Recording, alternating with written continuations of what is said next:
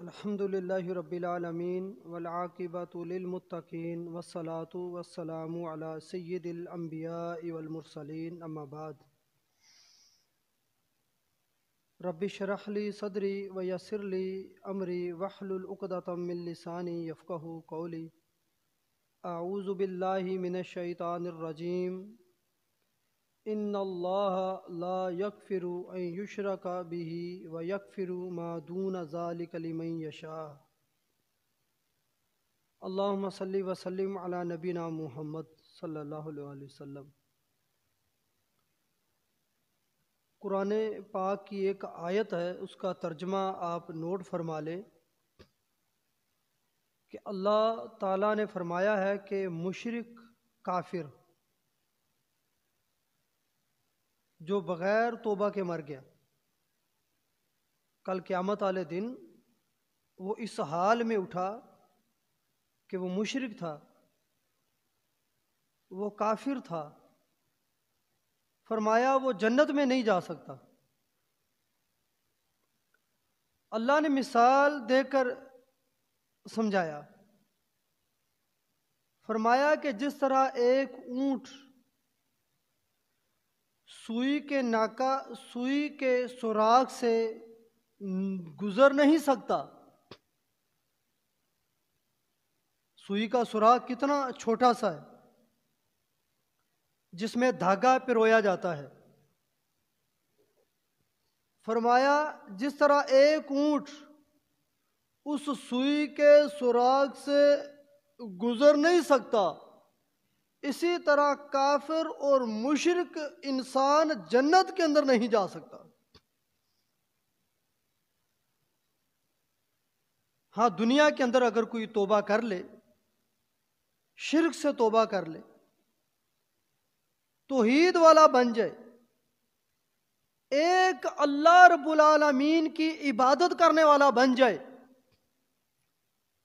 اور موت بھی اس حال میں آئے کہ توحید اور ایمان پر، ایسا انسان کامیاب ہے۔ ہم اللہ تعالیٰ سے دعا کرتے ہیں اللہ ہمیں زندگی بھی توحید والی دے اور موت بھی توحید کی حالت میں دے، ایمان کی حالت میں اللہ ہمیں موت دے۔ نبی صلی اللہ علیہ وسلم کی حدیث ہے کہ اللہ تعالیٰ فرماتا ہے، حدیث قدسی، اللہ بھی فرماتا ہے، اے ابن آدم، آسمان اور زمین کے برابر تو گناہ لے کر آئے اور اس میں شرک نہ ہو، میں معاف کر سکتا ہوں۔ کئی ایک ایسی حدیثیں ملتی ہیں کہ گناہ بہت ہیں، چاہے تو اللہ نے اپنی رحمت سے معاف کر دیا، یا جہنم میں سزا دے کر اللہ تعالیٰ بالآخر جہنم سے نکال لے گا کن لوگوں کو؟ جو توحید والے ہوں گے، جنہوں نے کبھی اللہ کے ساتھ شرک نہیں کیا ہوگا۔ اللہ قرآن میں کیا فرماتا ہے؟ ان اللہ لا یغفر ان یشرک بہ ویغفر ما دون ذلک لمن یشاء، کہ بے شک اللہ تعالی مشرک کو معاف نہیں کرے گا، اور اس کے علاوہ جس کو چاہے اللہ معاف کر دے۔ مشرک انسان کی کوئی معافی نہیں کل قیامت کے دن محشر کے میدان میں۔ اور مشرکوں کے بارے میں تو کہا گیا ہے کہ اگر ان کے نیک اعمال بھی ہیں تو اللہ ان کا وزن نہیں کرے گا، کوئی وزن نہیں ہوگا مشرک کے اعمال کا۔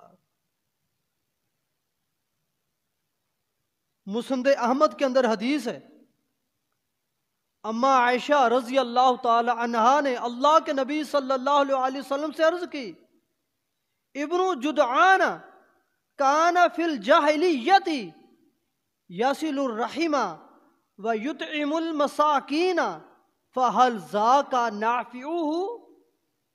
اے اللہ کے رسول صلی اللہ علیہ وسلم، عبداللہ بن جدعان ایک ایسا شخص مکہ میں تھا جو بڑا صدقہ اور خیرات کیا کرتا تھا، مسکینوں کو کھانا کھلایا کرتا تھا، اور بعض روایات کے اندر آتا ہے اس کی دیگ اتنی بڑی تھی کہ سیڑھی لگا کر جس سے کھانا نکالنا پڑتا تھا. اللہ کے نبی صلی اللہ علیہ وسلم نے فرمایا جب میں بچپن میں بکریاں چرایا کرتا تھا اور جب دھوپ لگتی ہم اس عبداللہ بن جدعان کی دیگ کے سائے کے نیچے بیٹھ جاتے. اتنی بڑی دیگ تھی, اتنا سخی تھا, اللہ کی راہ میں دینے والا. اے اللہ کے رسول صلی اللہ علیہ وسلم فَهَلْ ذَاكَ نَافِعُهُ, کیا اس کی اس صلہ رحمی کا, مسکینوں کو کھانا کھلانے کا, اللہ کی راہ میں دینے کا, ان کی جو نیکیاں ہیں, کیا اللہ اس کو کوئی اجر ثواب دے گا؟ کیا اس کو کوئی نفع ہوگا؟ اللہ کے نبی صلی اللہ علیہ وسلم نے فرمایا عائشہ نہیں, اس نے ایک دن بھی پکی سچی توبہ نہیں کی, شرک سے توبہ نہیں کی, اپنے گناہوں کی معافی اللہ سے نہیں مانگی, وہ کفر کی حالت میں, شرک کی حالت میں مر گیا ہے, اس کی نیکیوں کا کوئی فائدہ نہیں. تو میرے عزیز بھائیو, پھر کس قدر اس بات کا خیال کرنا چاہیے کہ ہمارا عقیدہ درست ہو, ہمارا عقیدہ صحیح ہو, اور جب بھی پکارے اللہ کو پکارے, خوشی میں, غمی میں, کہ کوئی مصیبت, کوئی پریشانی, کوئی آزمائش, جب بھی پکارنا ہے اللہ کو پکارنا ہے. اللہ فرماتا ہے نا اَمَّن يُجِيبُ الْمُضْطَرَّ إِذَا دَعَاهُ, کہ کون ہے اللہ کے سوا, کون ہے جو بے بسوں کی, بے پسوں کی, مجبوروں کی فریاد کو سننے والا ہے. کون ہے وہ اللہ ہے, اللہ سنتا ہے. لا الہ الا اللہ, اسی کے اندر نجات. ابو بکر رضی اللہ تعالیٰ نے پوچھا تھا اللہ کے نبی صلی اللہ علیہ وسلم سے نجات کس چیز میں ہے؟ فرمایا لا الہ الا اللہ, جو کلمہ میں نے اپنے چچا ابو طالب پر پیش کیا تھا, لا الہ الا اللہ, اللہ کے علاوہ کوئی الہ نہیں, اللہ کے علاوہ کوئی عبادت کے لائق نہیں, اسی کلمے کے اندر نجات ہے. ایک اللہ کو پکارا جائے. انبیاء پر پریشانی آئی, انہوں نے کس کو پکارا؟ اللہ کو پکارا. صحیح بخاری کی حدیث ہے کہ سیدنا ابراہیم علیہ السلام سیدہ سارہ رضی اللہ تعالی عنہ کو ساتھ لے کر جا رہے تھے. ایک ایسے علاقے میں پہنچ گئے جہاں کا جو بادشاہ تھا وہ بڑا ظالم تھا اور بد کردار تھا, اس کا کردار اچھا نہیں تھا. دوسروں کی عزت کے ساتھ کھیلنا اس کا وتیرہ تھا. ابراہیم علیہ السلام وہاں پہنچ گئے تو بادشاہ کے کارندوں نے ان کو بتا دیا کہ ایک شخص آیا ہے, اس کے ساتھ خوبصورت عورت بھی ہے. سیدنا ابراہیم علیہ السلام نے سیدہ سارہ رضی اللہ تعالی عنہا سے کہا کہ بادشاہ اگر پوچھے کہنا کہ ہم بھائی بہن ہیں, کیونکہ اب اس روئے زمین پر میرے اور تیرے علاوہ کوئی ایمان والا نہیں. ایمان کی بنسبت, ایمان کے رشتے کی وجہ سے ہم بہن بھائی ہیں. بہرحال بادشاہ نے کہا کہ اس عورت کو پیش کیا جائے. ابراہیم علیہ السلام باہر کھڑے ہو گئے, اللہ سے دعائیں مانگ. آپ ذرا غور کرو کہ ابراہیم علیہ السلام کس مشکل میں, کس پریشانی میں, عزت کا معاملہ ہے. ہم تو اپنے گھر والوں کو اکیلے کسی بس میں بھی کوچ کراچی بھیجنا بھی گوارا نہیں کرتے. ابراہیم علیہ السلام اللہ سے دعائیں مانگ رہے, اللہ تو عزت کا محافظ ہے. سارہ علیہ السلام گئی اور وضو کیا اور 2 رکعت نماز پڑھنے لگ گئی. اس چیز کو بھی نوٹ کرو, پریشانی آ جائے, غم آ جائے, غیر اللہ کے در پہ نہیں جانا, کوئی طویز دھاگو والوں کے پیچھے نہیں بھاگنا, کوئی چلے کاٹنے والوں کا راستہ نہیں ڈھونڈنا, بلکہ مسجد میں آ جاؤ, وضو بناؤ, 2 رکعت نماز صلاۃ الحاجہ کی پڑھ لو. سارہ علیہ السلام رضی اللہ تعالی عنہا 2 رکعت نماز پڑھی اور دعا کی اللہم ان کنت آمنت بک و برسولک واحسنت فرجی الا علی زوجی فلا تسلط علی الکافر۔ اے اللہ، اگر میرا تیرے پر ایمان ہے اور تیرے نبی پیغمبر پر ایمان ہے، اور اللہ تو جانتا ہے کہ میرے شوہر کے علاوہ آج تک مجھے کسی نے ہاتھ نہیں لگایا، کس کو پکار رہی؟ اللہ کو۔ یہ نہیں کہا کہ اللہ ابراہیم علیہ السلام تیرا نبی تیرا پیغمبر، وہ باہر اس کے طفیل اس کے صدقے اس کی وجہ سے مجھے نجات دے دے۔ اللہ ابراہیم علیہ السلام کا تجھے واسطہ، وہ میرا شوہر بھی ہے، اللہ تیرا پیغمبر ہے، ایسا نہیں کہا۔ اللہ کو پکار۔ کہہ سکتی تھی نا آج فلاں بزرگ کا واسطہ، فلاں قبر والے کا واسطہ، فلاں پتھر کا واسطہ، فلاں درگاہ کا واسطہ، آج اس طرح واسطے دیے جاتے ہیں۔ لیکن ادھر توحید نوٹ کرو، قرآن و حدیث پڑھا کرو، تمہیں توحید کا پتہ چلے۔ ابراہیم علیہ السلام کو واسطہ نہیں دیا، اے اللہ اگر میرا تیرے اوپر ایمان ہے، تیرے پیغمبر پر ایمان ہے، اور میں نے اپنی عزت اور آبرو کی حفاظت کی ہے، اللہ اس کافر کو مسلط نہ کرنا۔ مختلف الفاظ ہیں، یہ بھی اس ظالم بادشاہ کے پاؤں زمین میں دھنس گئے۔